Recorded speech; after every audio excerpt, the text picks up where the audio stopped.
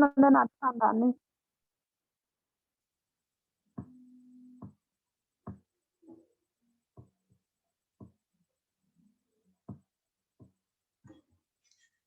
Om Swastiastu, salam harmoni. Perkenalkan, nama saya Ibu Dwi Widana Yasa, NIM 1911011021, dari kelas BKA semester 4. Hari ini saya ingin mengerjakan tugas untuk memenuhi ujian akhir semester mata kuliah mikrokonseling yang diempu oleh dosen Profesor Dr. Ketut Darsana, MPD Kons, dan asisten dosen Wayan Eka Pramarta, SPD MPD. Dari program studi bimbingan konseling, jurusan Ilmu Pendidikan Psikologi dan Bimbingan, Fakultas Ilmu Pendidikan, Universitas Pendidikan Ganesha 2021.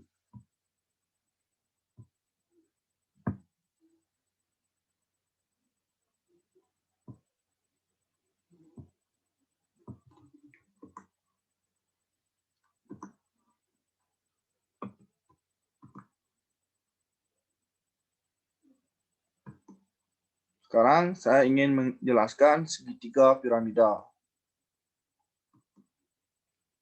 Mikroskill adalah unit-unit keterampilan komunikasi dalam wawancara yang akan membantu Anda berinteraksi secara lebih dengan seorang konseli. Yang kedua, hierarki mikroskill, meringkas langkah-langkah yang runtut dari wawancara internasional. Yang keempat, berikut gambaran hierarki mikroskill piramida untuk mengembangkan intensionalitas kultur. Dan yang selanjutnya, yang paling atas, menentukan gaya pribadi dan teori. Yang kedua, intelijensi keterampilan, mengurut keterampilan dalam teori yang berbeda.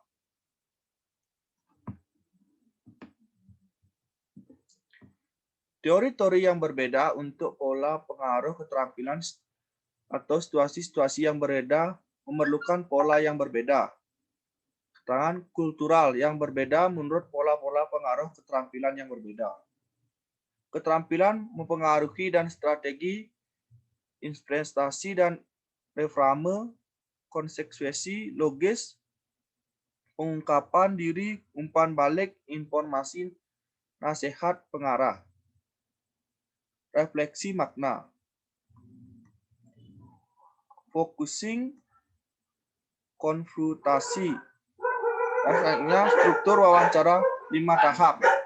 Melengkapi wawancara dengan menggunakan sekuensi, mendengarkan dasar, dan mengevaluasi wawancara ini untuk pemahaman empatik. 5 tahap wawancara. Yang pertama, awal, hubungan mengatur suasana. Yang kedua, pengumpulan data. Yang ketiga, menetapkan tujuan bersama. Yang keempat, bekerja, mengeksplorasi alternatif dan mengkonfirmasikan ketidakcocokan. 5. Mengakhiri dan menganalisasikan kepada kehidupan sehari-hari. Refleksi perasaan. Mendorong, mempraksakan, dan meringkas. Keterampilan mengamati klien. Selanjutnya, pertanyaan terbuka dan pertanyaan tertutup. Selanjutnya, perilaku memberikan perhatian, kontak mata yang tepat, set kultur dan individu, kualitas suara, keterampilan menelusuri verbal dan bahasa tubuh. Yang terakhir, etika dan kompetensi multikultur. Materi bab 1 sampai bab 17, halaman 1 dan 213. Bab 1. Tata cara penggunaan laboratorium.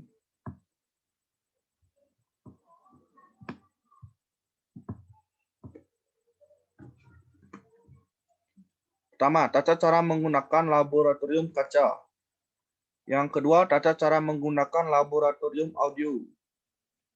Yang ketiga, tata cara menggunakan laboratorium video. Bab 4. Etika dan kompetensi multikultural dalam konseling. Yang pertama, etika dalam kompetensi. Yang kedua, wawancara dan konseling intensional perkembangan klien dalam masyarakat yang terdiri atas beraneka budaya multikultur.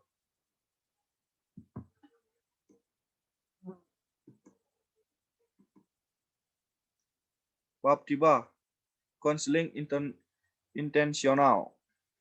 Yang pertama, perilaku memberikan perhatian. Yang kedua, wawancara, konseling, dan psikoterapi. Yang ketiga, gaya pribadi, intersionalitas, dan intersionalitas kultur. Yang keempat, apakah gaya alami dan dalam memberikan bantuan. Yang kelima, intensionalitas. Keenam, intensionalitas kultur. Yang ketujuh, kompetensi internasional. Ke-8, hierarki mikroskill. Yang ke-9, teori dan mikroskill. 10, model wawancara dan konseling menurut pendekatan mikroskill. 11, kisah aset positif, kisah ulang tindakan. Yang ke-12, Anda dan proses mikrotraining. Bab 4, perilaku memberikan perhatian dasar dari komunikasi. Yang pertama, perilaku memberikan perhatian. Yang kedua, dasar keterampilan mendengarkan. Yang ketiga, contoh wawancara. 4, bacaan instruksional. Kelima, kualitas suara atau vokal. Keenam, manfaat diam. 7, latihan keterampilan sosial dan mikroskill. 8, menggunakan keterampilan memberikan perhatian dalam situasi yang berubah. 9, menjadi samurai. 10, latihan kompetensi dan asesmen diri. 11, latihan individu. 12, latihan kelompok. 13, menentukan gaya Anda sendiri dan teori Anda. Bab 5, multicultural from client and culture counseling. Multicultural from client and culture counseling. Pelaksanaan multicultural from client and counseling. Bab 6, attending behavioral. Attending behavioral. Yang kedua, pelaksanaan attending behavioral. Yang ketujuh, client observation skill. Client observation skill. Yang kedua, pelaksanaan observasi skill. Bab 8, open and closing question. Open and close question. Pelaksanaan open and close question. Bab 9, encourage paraphrase submersion. Yang pertama, encourage. Yang kedua, paraphrase. Yang ketiga, summarization. Yang terakhir, pelaksanakan encourage, paraphrase, and summarization. Bab 10, reflection of feeling. Reflection of feeling. Selanjutnya, pelaksanakan reflection of feeling.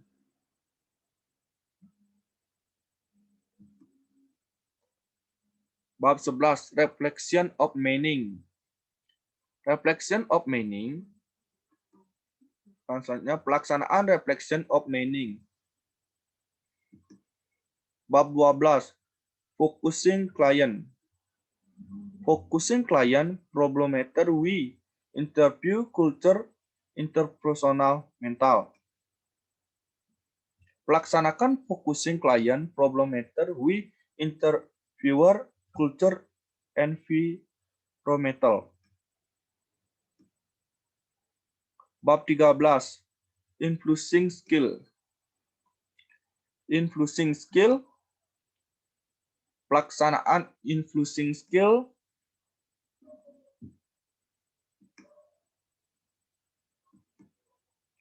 Bab 14, confrontation. Confrontation. pelaksanaan confrontation.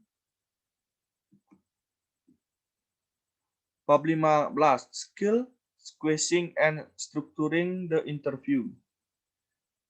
Pertama, skill, squeezing, and structuring interview.